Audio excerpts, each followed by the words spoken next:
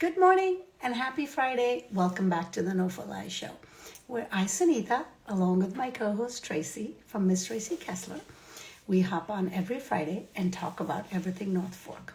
I have to start my day with the weather. It is glorious, beautiful, and so amazing on the North Fork. Speaking of amazing, I can't believe it's been 2 years, or going to be 2 years of us doing this every single Friday, having so many guests on the show, and we are so excited and so happy to be getting to this milestone. So if you saw our post yesterday,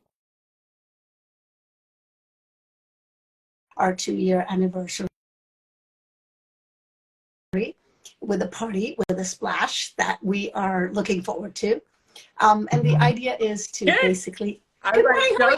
don't you be talking about Are you this as without excited me as to get I on here. am? What? I mean, I'm so excited. I want to talk about it, but I don't want to talk about it. I just want to jump into it when it happens. But, I'm too excited, so we're going to talk about it. So we're having this party, and as you know, we sit on a screen and interact with all our guests and our viewers. So this is our opportunity and everyone's opportunity to be in one place together. So we hope to be an annual event. Every May, we would love to invite all the guests that have been previously on our show for that season, that year, to come join us in person and open it up to all you viewers who want to hop on and come celebrate with us. So this year, it's going to be at the Halyard. Tracy, Well, it's what do you want to add? May 17th. I want to add that. It's May 17th from 6 to 9. We're going to have food and drink and sunsets and joy. And we really hope that everybody will come join us. We're really excited about this. It's like Sunita said, it's been 2 years of us behind the screen. The way we run the show, we see your names pop up. Like, we know who you are. We see you every week. We appreciate you so much. And it's hard for us to engage with the guest and then also comment and say hi and good morning to you guys. Good morning, Lisa.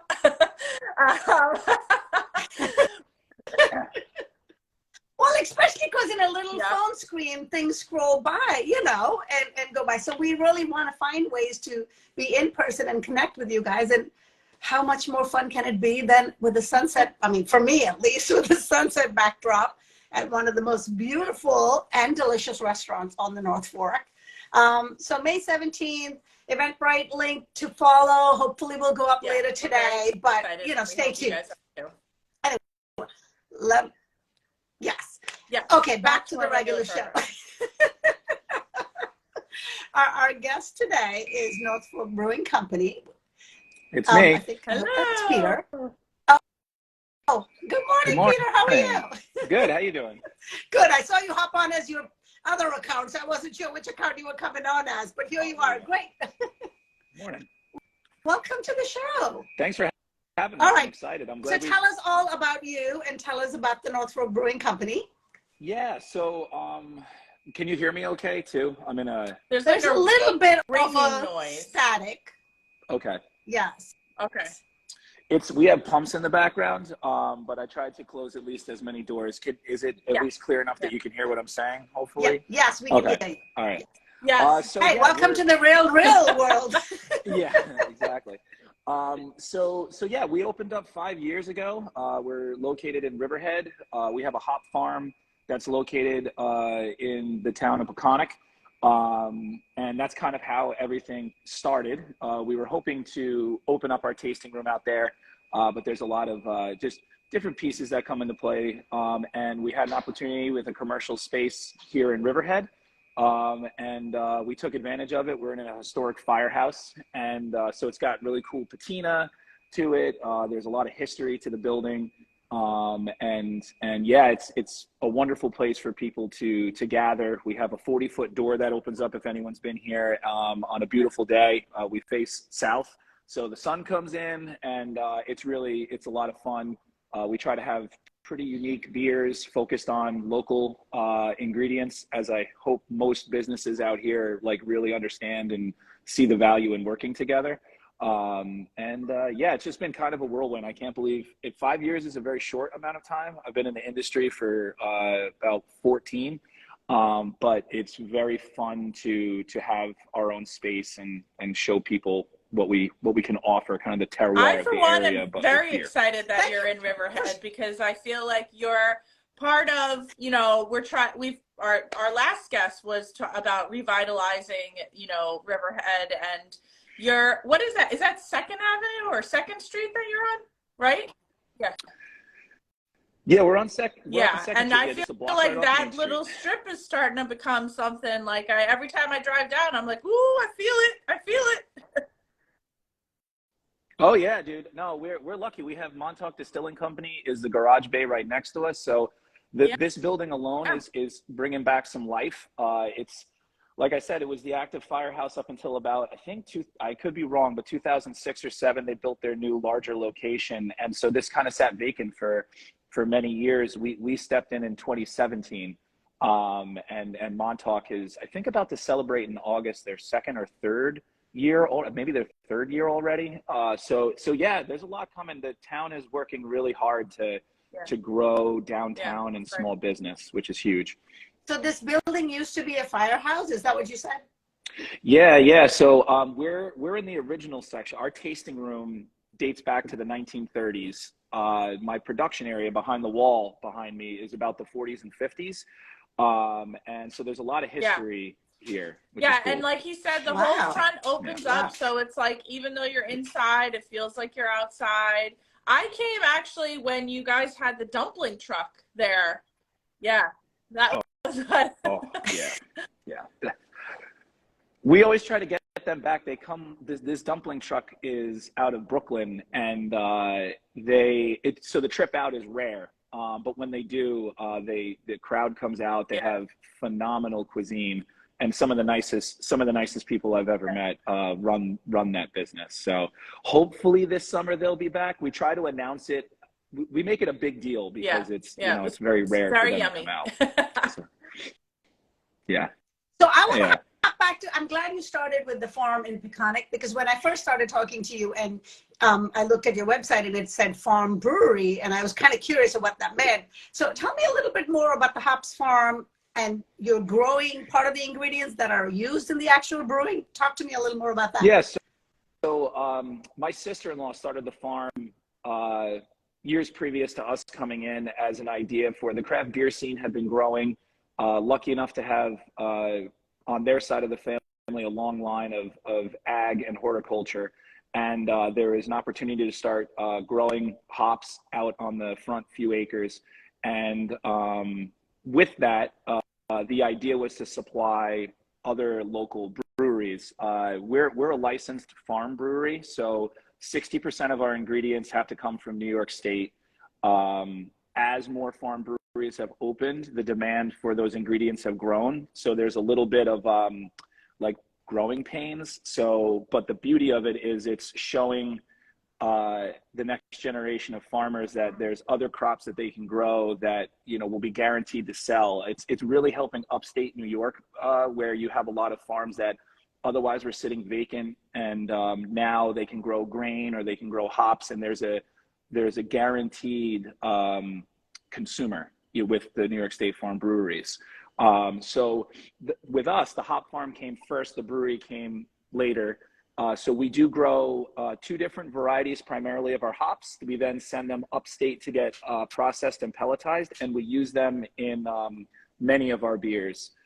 And then the grain and other pieces are purchased from the upstate Hudson Valley region.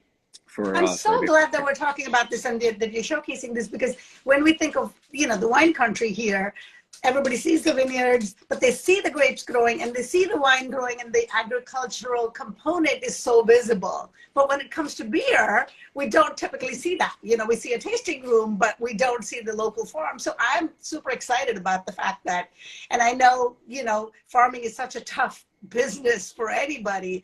So I can only imagine the challenges between growing a crop that, you know, is only used for a percentage of it, and then what do you do with the land? And yeah, it's just, you know, it's still a young industry out here. You've seen the craft beer industry boom in the Pacific Northwest, you know, late 80s, early 90s, and Long Island is coming around. It's funny, like some of your oldest breweries are only, you know, a decade old, so that's pretty young. But But it's good. Like with us, you know, besides just hops and barley, you know, and yeast for that matter of ingredients, we're able to incorporate at least other produce. So I work with Schmidt's Farm and I get their butternut squash. We do a roasted butternut squash ale instead of a pumpkin ale. We use their roasted butternut squash. Yeah.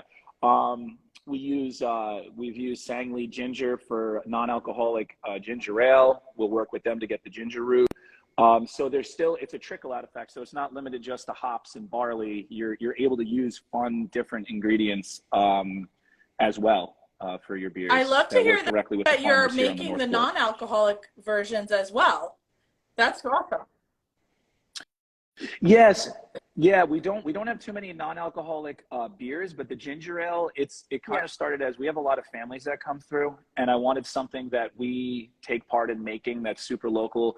Not to say that soda is the most healthiest of options, but it's at least legal for them to enjoy, and you can incorporate it into different things. So we've done root beer, we've done ginger ale. We're going to start doing hopped teas, so non-alcoholic teas, like an iced tea, if you will, but with using hops and things like that, which have become popular over time out here. That's very exciting. I'm definitely going to have to come in and try those. So Nita, we're going to have to make a little trip. I mean, really, and you know, so much time has gone by in the show and we have yet to talk about the beer. I mean, this is awesome. Yeah. Well, there's a lot more into, you know, playing in the game with that. You know, yes, we are a brewery, so my main focus is beer. But with it being a community-based piece and just the ag component to it is such a large ingredient to our piece that that you could fill up hours talking just about that. All right, let's talk about the beer a little bit. So how many do you have seasonal beers? What do you have currently, and what is the process, and how do you make? Sure. So we have 12 taps. We rotate the taps, but there's about 3 that stay on year round, our flagships. We have to have a New England IPA, so less on the bitter side, more tropical. So that's Run the Juice. That's been on since the day we opened. We have a German style lager. So someone who doesn't want some of these more abstract flavors, that just wants a beer, it's a perfect addition for that. And then we have a West Coast IPA, so your more traditional bitter, little more caramel and color beer. Those stay, and then everything else kind of rotates around. Seasonally, we always try to see what's growing and what's around. Like I mentioned, the butternut squash ale come around in the fall. We'll be doing a reishi mushroom, dragon fruit, guava, wheat-based ale for the spring. Yeah. So you're slightly converting me to try the beer. I mean, the West Coast IPA is calling my husband's name. Like, I can tell you now, that'll be his thing when we come. But with all these ingredients you're talking about, I'm like, maybe I should sip some and see what. Well, the beauty is we distribute a fair amount of some of our core beers, but that leaves a lot of our smaller vessels to rotate through. And when I learned to brew, I was up in New Hampshire, and the type of beers that were being put out were beers with no hops. They're considered colonial style gruits is the technical term for it. And so you're using herbs and other flavors to make your beer. So everything from mugwort to thyme to chamomile, the sky's the limit with it. You know, beer in its like purest form, they claim, has to have hops, but at one point in the United States, hops were eradicated. There was a blight that came through and there were no hops available. So people were starting to use other herbs that you know kind of were growing. So we try to keep it fun. We try to rotate every 2 to 3 weeks. A new beer comes out. Keep people on their toes. Obviously, you know, we always have to make sure we have the IPAs. We have a nitro stout, like a Guinness, on, and you know, so we try to keep everybody happy. The beer drinker has grown so much in you know who that beer drinker is and what they're into. It's no longer just a bitter IPA or a crisp lager. You know, you have people really wanting to explore and grow. It's similar to the chef in a restaurant wanting to cook different meals. I was going to ask you, are you the chef? Like, do you come up with these recipes, or what? How does that happen? What's that process? Yeah, so I wear a bunch of different hats. I'm the janitor, I'm small the brewer, business. Everything in between. Yeah, exactly. I like how every small business owner starts with the janitor part. It's work. The most important one. It's got to be clean. That's the foundation. Yeah, so I do write all the recipes. A lot of it is just as we, I enjoy drinking beer. So if I find something that's super unique or interesting and that I've read about, I'll do more research on how to use it. I really feel like probably whenever you speak with a chef or someone from out here, they're inspired by a bunch of different pieces, primarily whatever's in their backyard. So it's kind of just like, that's my base. Like what is available in my backyard? What are the people who live around here interested in, and then that's kind of the start of it, and then how do I make it at least taste good, because concepts can be wonderful, but you don't hit the nail on the head every time. Just to add to the many hats you wear, danger zone, you might be a gardener soon, because we had Chef Chris on a couple of times. Nice. And now he's full blown posting seedlings. I mean, he's pretty much growing everything that he's gonna cook. Good for him. Next thing, all these herbs, butternut squash you're talking about, you might be posting pictures. How long from your conceptualization to someone actually drinking it does it take? What's that process? When the idea comes, I'll take a few weeks to like really do the research and not rush anything. I'm not reinventing the wheel. 9 times out of 10, whatever idea that I thought was like, oh my God, this is all mine, someone's done it. And so you can kind of, the beer industry, yes, there's competition to everything, but it's more collaboration. So I can call these breweries and say, hey, I saw you use this ingredient. How did you go about using it? Is there things that I should really watch out for? So that's a few weeks of that. And then most of our beers are about a 10-day to 12-day turnaround from the day that I make it through fermentation to getting it into and a kegger. And that's including sending everything up to upstate and then getting back. That's all in that process? So the harvesting of all the hops, that all happens around September. We send that bulk amount. That bulk amount goes up. We get it back sometime in the winter, and it's pelletized and vacuum sealed. So I can pull off. So of that as process the you year just explained progresses. is happening in the back part of the brewery back there. Very cool. Yeah. Yeah, but that also means it's very agriculturally dependent, because it all depends on what happened the last season, right? And the stuff that you have to work with. Yeah, so everything can change. Whether you have a more humid and moist summer versus a dry summer, so specifically just the hops alone, their bitterness, their aroma, it all changes. So year to year, I have to make sure that the crop that we're getting in, I'm paying attention to. And then on top of that, I can adjust the recipe so that the Run the Juice, for instance, the New England IPA we have, tastes the same from 2018 as it does to this year. Yeah. So there's a little bit of a scientist hat too that you're wearing. Yeah. When I opened, my business partner has since moved back to his family farm, but he was a biologist and worked in a chemistry lab. So we have a lab in the back of our brewery that we take very serious and can hone it in. Yeah. So there, everything from microscopes to pipettes and all those other things. So it's not just, yeah.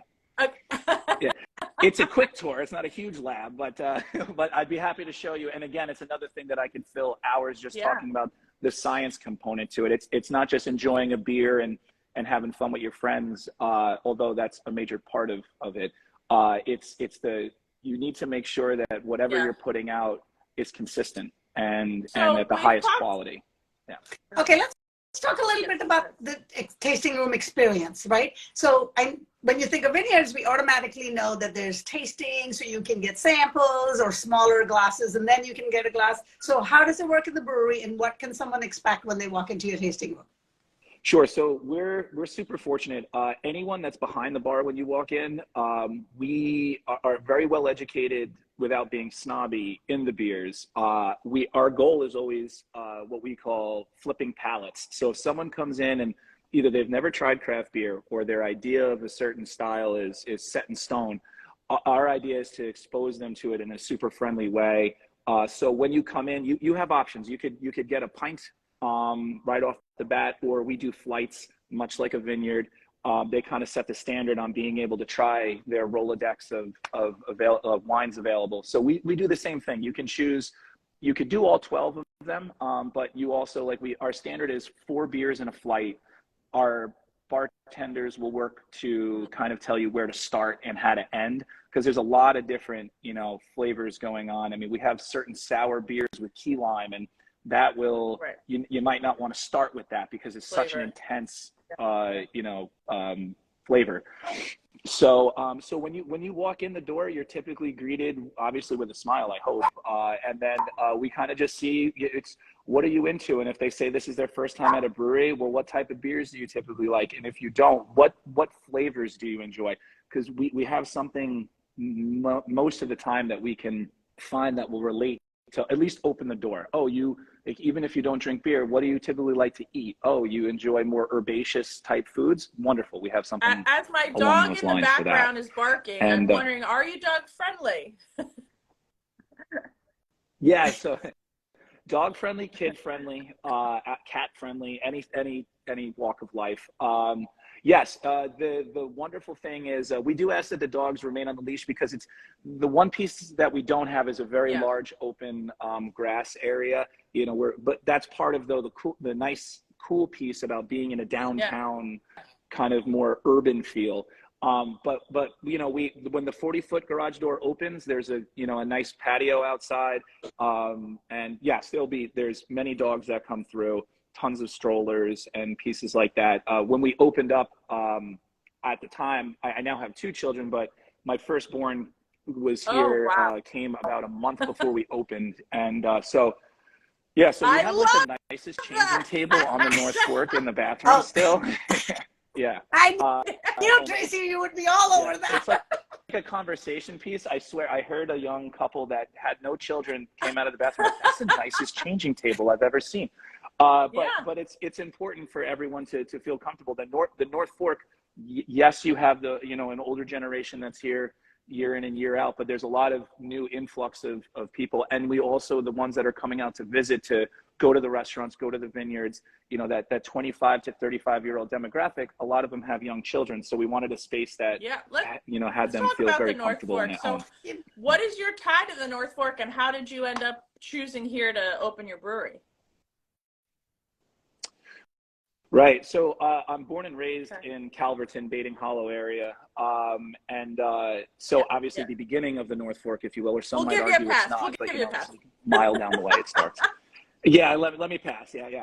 I'll just run a quarter mile east and I'm on the North Fork. But so that was the tie to it. So I'm born and raised out here. I ended up going away to school upstate, came home, was a teacher here for a couple of years. And I met my now wife, who's from Southold, and she has a family greenhouse operation out there. And so that's really where a ton of visits out east started taking place. We then moved away for 9 years to New Hampshire, and that's where I really gained a lot of my brewing experience. But we knew we wanted to start a family, and we wanted it to be around our family, so we moved back home. I'm moving back home with the goal of opening this brewery as well. So yeah, and now it's, we're fully inundated in the North Fork. Even though there was that 9-year gap, any chance we could, we're taking the ferry back home and going fishing or, going farming, eating out. A lot of that's limited now with 2 little boys and a business, but there was a point where you could find me on the North Fork everywhere having fun. Well, but on both sides of your family, you and your wife, you have so many connections. You mentioned your cousin, and if your wife's family is here, I mean, if that doesn't make you a local, I don't know what does. Yeah, no, absolutely. And it's wonderful too. I mean, we moved back in 2016 here, and a lot of my friends have been lucky enough to stay out here. So there was never a loss of communication, and it was a fit right in. And then when we started this business and we're building out all the construction here, every construction outfit that was involved was within a 5-mile radius. And you find those people, those workers have a huge tie and pride in the North Fork as is. So, and they love seeing new businesses come and open up out here. So it was a passion project for a lot of people to help get this going. And it just continues. I love it. Continues to be that way as well. I can't believe how fast the time has gone. We're going to kick off our NOFO Live 5. Yep. I will get that by 10 years in. Okay, NOFO Live 5. All right. If you were to take us out to lunch or dinner or breakfast, should you choose, where would you take us? I would say Barraud Food House for lunch. Kyle and Amanda do an amazing job there. Great rotational menu, very local. They grow a lot of their ingredients on Amanda's father's farm. I mean, it has a great beer selection. They do carry our beer, but that's not a personal plug. Their cocktails are phenomenal. So if it's a lunch where you could have a beer or a cocktail, Barraud Food Houses would be my choice for sure. Awesome. So on your visits to the North Fork, is there a place where you choose to catch a sunrise or a sunset? Do you have any secret spots? Yeah. So, well, behind the family greenhouse would be the best place to catch a sunset. Unfortunately, that one's more of like a harder off the beaten path piece. But Goldsmith's Beach is an awesome place to catch a sunset. I'm awake to catch a sunrise for sure, but most of the time I'm getting the children ready, so I don't physically see the sun come up. But sunsets, that's more in my wheelhouse. And I would say, really any of the beaches out there, nothing secret by any means, but just, for me, a sunset with a little bit of salt water, fresh air, great. That can't beat that. So you've mentioned, and obviously you enjoy your beer, but are there other breweries or vineyards that you go to unwind at? Roanoke Vineyard, we're a member at, we love. With that being said, Macari is an amazing vineyard that you would catch my wife or I at when we have a little free time. Bedell, we really try to, as I'm sure most people out here do, spread the love everywhere. I mean, you have your favorites, but we try to go and frequent within a year span. Contra Costa is amazing. That's like obviously farther out there, but they just all offer different things, like I still have not been to Old Field Vineyard. I need to go see the chickens. I mean, I'm sure the wine is good, but that's just something unique about them. So I totally understand what you're saying. There's so many different ones to go to for different reasons. Yeah, whether the strength is in the reds or the whites or whatever atmosphere you're looking for, you run the gamut of something that feels like a 5-star feeling and something that feels like, I'm just sitting, like there's, they're out there pruning the grapes and things like that. And you feel more like it's more of like an ag farm centered piece. So, and then as far as breweries are concerned, we bop all over. I'm being out here long enough, I'm very good friends with Greenport. I'm very good friends with Uber Geek Brewing in Riverhead. And they're a newer brewery, someone that I would recommend if you guys ever wanted to have on your show. Rob would do an awesome job at Uber Geek Brewing. So yeah, but again, you'll find us everywhere. So you mentioned a lot of produce. Is there one particular farm? You mentioned a couple that you work with. When you're cooking at home, where do you hit up? You'll primarily find me at Schmidt's Farm on the corner of Roanoke and Sound Avenue. Their produce is phenomenal. They're an amazing family as well. So we'll typically pop there, but Sangley Farms, when we can get out east, they have such unique, besides being organic and that being a very special piece, they have a lot of different vegetables that you don't find that everyone can grow. Between their Asian American backgrounds, they bring a lot of different vegetables that you can't necessarily find all the time, like their Asian ginger root, like I was talking about, and pieces like that. Well, thank you so much for joining our show. It's been awesome talking to you. We usually wrap our NOFO Live 5 by asking, why do you love being a part of the North Fork community? I would say just, it's gonna, probably a lot of people say it, but it's the people, whether they're from here or just visiting. I think everyone has this sense of community and care. That's honestly my favorite part, and that can transcend through whether it's a brewery, a vineyard, a farm, a commercial fishing dock. Does not matter. It's just, it seems like people are very proud. I'm proud of the area. I think it's not necessarily a hidden gem, but it's a treasure. So that would be the piece. Yeah. Thank you, Peter. This was such a wonderful chat. Early on, someone commented that Peter is one of the best guys all around. And I can totally see from this very short chat we've had with you why somebody would say that and feel that. I didn't even have to pay someone to do that. That's very kind. Well, whoever said that, thank you. That's kind. Well, unfortunately, Instagram doesn't let us save the comments. And, like as we were saying at the top of the show, they come and go so fast, we sometimes can't even catch who it is. So, all good. But I did want to mention that because I certainly feel that way at the end of this conversation with you. So thank you for joining us. And, well, there's another one. That's not the same person saying Peter's the best. I love And it. we look forward to, I haven't been to the open garage door, so I can't wait. Yeah. Tracy can use the changing table, And I'm I'll always do a happy beer when flight. people come from east to this direction, you know, to the big city. So. Well, the Riverhead is my downtown because I'm in South Florida. So Yeah. for me, that is a day trip to the city. I'm going out. But I love that Riverhead is becoming the beer capital of the world, or, you know, or at least of New York. So, you know, we're excited you're there and can't wait to come check it out in person. Awesome. Well, You too. I appreciate you guys having Thank me. I hope you you. have a wonderful weekend. You too. See you all next Friday.